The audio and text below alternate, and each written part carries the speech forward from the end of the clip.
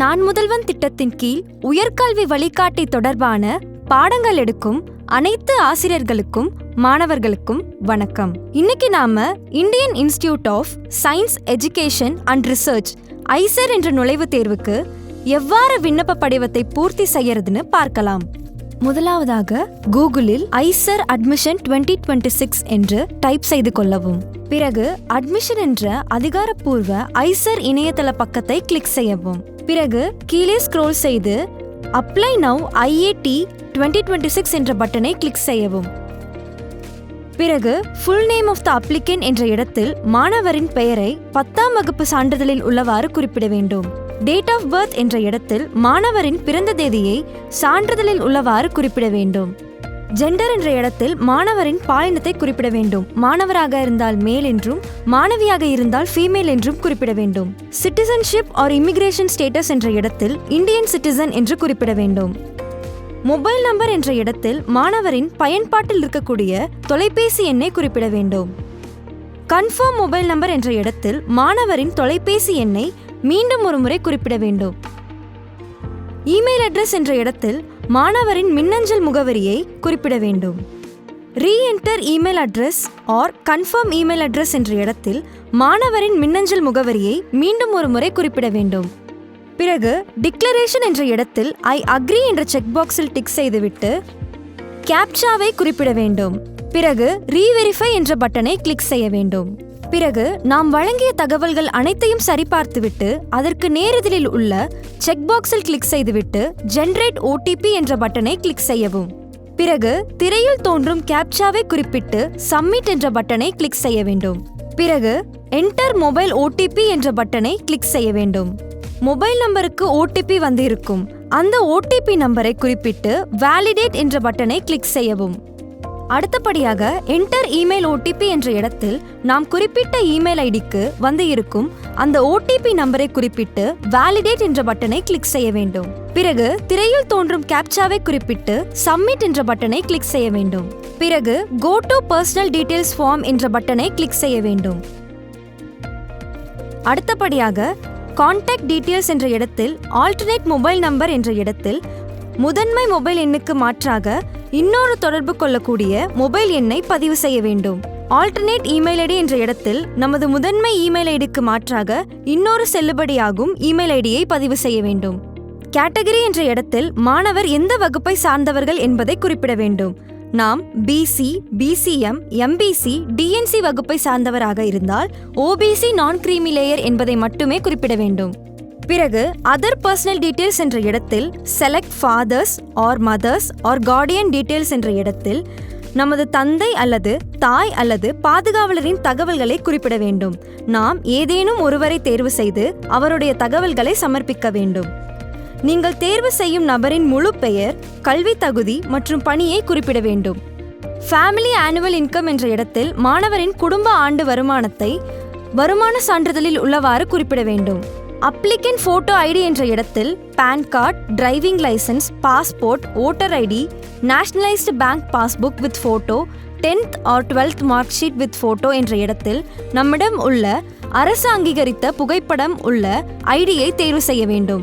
Identification number mentioned in the photo ID என்ற இடத்தில் நாம் குறிப்பிட்ட ஐடியின் எண்ணை குறிப்பிட வேண்டும். Kashmir migrants or Kashmiri Pandit or Kashmir Hindu families non migrant என்ற கேள்விக்கு நாம் காஷ்மீர் மாநிலத்திலிருந்து புலம்பெயர்ந்தவராக இருந்தால் எஸ் என்று குறிப்பிட வேண்டும். இல்லை என்றால் நோ என்று மட்டுமே குறிப்பிட வேண்டும்.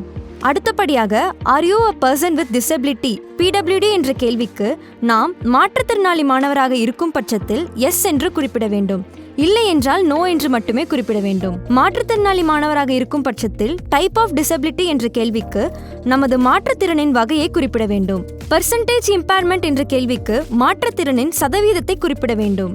Do you want to use scribe என்ற கேள்விக்கு மாணவருக்கு தேர்வை எழுத உதவும் நபர் தேவைப்படுகிறதா என்று கேட்கப்பட்டிருக்கிறது. தேவைப்பட்டால் எஸ் என்றும் இல்லை என்றால் நோ என்றும் குறிப்பிட வேண்டும். அடுத்தபடியாக கரஸ்பாண்டன்ஸ் அட்ரஸ். இவ்விடத்தில் நமது வீட்டின் முகவரியை குறிப்பிட வேண்டும். கண்ட்ரி என்ற இடத்தில் நாம் வசிக்கும் நாடு இந்தியாவாக இருக்கும் பட்சத்தில் இந்தியா என்று குறிப்பிட வேண்டும். ஸ்டேட் ஆர் UT என்ற இடத்தில் நாம் வசிக்கும் மாநிலத்தை குறிப்பிட வேண்டும். தெஹ்சில் ஆர் சிட்டி ஆர் டிஸ்ட்ரிக்ட் என்ற இடத்தில் நாம் வசிக்கும் மாவட்டத்தை குறிப்பிட வேண்டும்.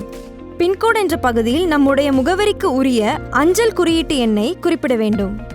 Is permanent address same as present address என்ற இடத்தில் நாம் வசிக்கக்கூடிய முகவரியும் நம்முடைய நிரந்தர முகவரியும் ஒன்றாக இருக்கும் பட்சத்தில் எஸ் என்ற ஆப்ஷனை கிளிக் செய்யவும். இல்லை என்றால் நம்முடைய நிரந்தர முகவரியை இங்கு குறிப்பிட வேண்டும். பிறகு சேவ் அண்ட் நெக்ஸ்ட் என்ற பட்டனை கிளிக் செய்ய வேண்டும். அடுத்தபடியாக நம்முடைய 10ஆம் வகுப்பு தகவல்களை இங்கு குறிப்பிட வேண்டும். Year of passing 10th or equivalent என்ற கேள்விக்கு நாம் எந்த ஆண்டு 10ஆம் வகுப்பு படித்து முடித்தோம் என்பதை குறிப்பிட வேண்டும். நேம் ஆஃப் த போர்டு என்ற இடத்தில் அதர்ஸ் என்று குறிப்பிட வேண்டும். பிறகு Tamil Nadu board of secondary examination என்பதை மட்டுமே குறிப்பிட வேண்டும். அடுத்தபடியாக நம்முடைய 12ஆம் வகுப்பு தகவல்களை குறிப்பிட வேண்டும். Year of passing class 12th or equivalent என்ற இடத்தில் நாம் தற்போது 12ஆம் வகுப்பு படித்து கொண்டிருந்தால் 2026 அப்பியரிங் என்று குறிப்பிட வேண்டும். Roll number of 12th class என்ற இடத்தில் NA என்று குறிப்பிட வேண்டும். குவாலிஃபையிங் எக்ஸாமினேஷன் நேம் என்ற இடத்தில் 12th என்று குறிப்பிட வேண்டும். Board or institution or university name என்ற இடத்தில் Tamil Nadu board of higher secondary examination என்று குறிப்பிட வேண்டும். Name and address of the school or college என்ற இடத்தில் நம்முடைய 12ஆம் வகுப்பு படிக்கும் பள்ளியின் பெயரை மற்றும் அதன் முகவரியை குறிப்பிட வேண்டும். whether the institution is private or government என்ற இடத்தில் நாம் அரசு பள்ளி மாணவராக இருக்கும் பட்சத்தில் government என்று குறிப்பிட வேண்டும். whether the institution is rural or urban என்ற கேள்விக்கு நமது பள்ளி நகர்ப்புறத்தில் அமைந்திருந்தால் அர்பன் என்றும் கிராமப்புறத்தில் அமைந்திருந்தால் ரூரல் என்றும் குறிப்பிட வேண்டும். இஸ் ரிசல்ட் டிக்ளேர் என்ற இடத்தில் நோ என்று குறிப்பிட வேண்டும். Did you have mathematics as a subject in class 12th or equivalent என்ற கேள்விக்கு நாம் 12ஆம் வகுப்பில் உள்ள பாடப்பகுதியில் மேக்ஸ் உள்ளதா என்று கேட்கப்பட்டிருக்கிறது. இருந்தால் எஸ் என்றும் இல்லை என்றால் நோ என்றும் குறிப்பிட வேண்டும். மேக்ஸ் சப்ஜெக்ட் இருக்கும் பட்சத்தில் ரிசல்ட் ஆஃப் மேக்ஸ் சப்ஜெக்ட் என்ற இடத்தில் ரிசல்ட் அவைட்டட் என்ற ஆப்ஷனை கிளிக் செய்யவும். பிறகு சேவ் அண்ட் நெக்ஸ்ட் என்ற பட்டனை கிளிக் செய்ய வேண்டும். அடுத்தபடியாக document upload. Please upload a copy of your photo என்ற இடத்தில் நம்முடைய சமீபத்திய புகைப்படத்தை கேட்கப்பட்டிருக்கக்கூடிய அளவில் JPG ஆர் JPEG வடிவத்தில் பதிவேற்றம் செய்ய வேண்டும். Please upload a copy of your signature என்ற இடத்தில் நம்முடைய கையொப்ப புகைப்படத்தை கேட்கப்பட்டிருக்கக்கூடிய அளவில் JPG ஆர் JPEG வடிவத்தில் பதிவேற்றம் செய்ய வேண்டும். பிறகு please upload a copy of your category or caste certificate என்ற இடத்தில் நம்முடைய ஜாதி சான்றிதழை குறிப்பிட வேண்டும். பிறகு please upload a copy of your photo identity proof என்ற இடத்தில் நம்மிடம் உள்ள ஐடி ப்ரூஃபை அப்லோட் செய்ய வேண்டும். பிறகு please upload a copy of 10th class mark sheet என்ற இடத்தில் மாணவரின் 10ஆம் வகுப்பு மதிப்பெண் சான்றிதழை பதிவேற்றம் செய்ய வேண்டும். பிறகு please upload a copy of 12th class mark sheet என்ற இடத்தில் நாம் தற்போது 12ஆம் வகுப்பு படித்து கொண்டிருந்தால் நம்மிடம் மதிப்பெண் சான்றிதழ் இல்லாத பட்சத்தில் நாம் டிக்ளரேஷன் ஃபார்மை ஃபில் செய்து சப்மிட் செய்ய வேண்டும். நோட் என்ற இடத்தில் தெளிவான தகவல் கொடுக்கப்பட்டிருக்கும். அவ்விடத்தில் உள்ள லிங்கை கிளிக் செய்து declaration by the candidate in LIEU of eligibility examination mark sheet என்ற இடத்தில் உள்ள டிக்ளரேஷன் ஃபார்மை டவுன்லோட் செய்து ஃபில் செய்து பதிவேற்றம் செய்ய வேண்டும். அடுத்தபடியாக IIT 2026 எக்ஸாம் சிட்டி ப்ரிஃபரன்சஸ். இவ்விடத்தில் 8 சிட்டி ஆப்ஷன் ப்ரிஃபரன்ஸ் கொடுக்கப்பட்டிருக்கும். ஸ்டேட் என்ற இடத்தில் தமிழ்நாடு மற்றும் அருகாமையில் உள்ள மாநிலத்தை குறிப்பிட வேண்டும். ப்ரிஃபர்டு சிட்டி என்ற இடத்தில் நமக்கு அருகாமையிலும் வசதியாக இருக்கக்கூடிய இடத்தை தேர்வு செய்ய வேண்டும். அடுத்தபடியாக டிக்ளரேஷன் என்ற பகுதியில் கொடுக்கப்பட்டுள்ள தகவல்களை படித்துவிட்டு செக் பாக்ஸில் கிளிக் செய்ய வேண்டும்.